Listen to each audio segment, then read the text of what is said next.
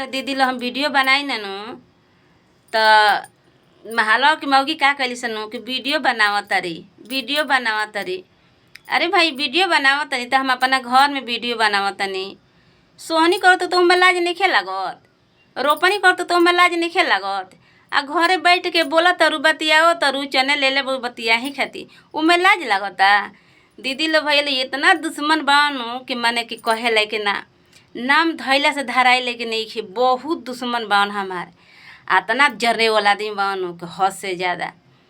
तो देख के जरला में का बा, जतने लोग जरेला उतने हम देख के आदमी जराई ना कि लो जरल लो वीडियो तो हम बनाइते बानी। देख के हमें के जरे वाला जरते बा का कटोरा उठा के भीख मांगे तनी लोग भिरी जौन दी लो चौन दिहलो हमारा के और का करी लो।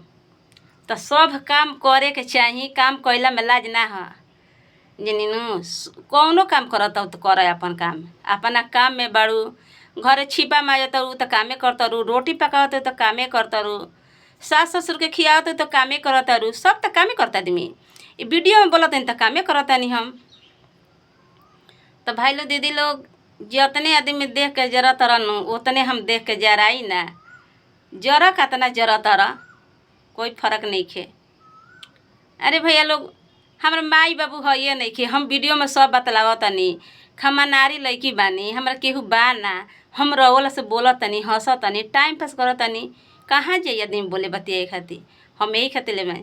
तो दीदी लोग भैया लोग सपोर्ट करम जा, कमेंट करम जा, लाइक दे हम जा जरूर अपन बहनिया के।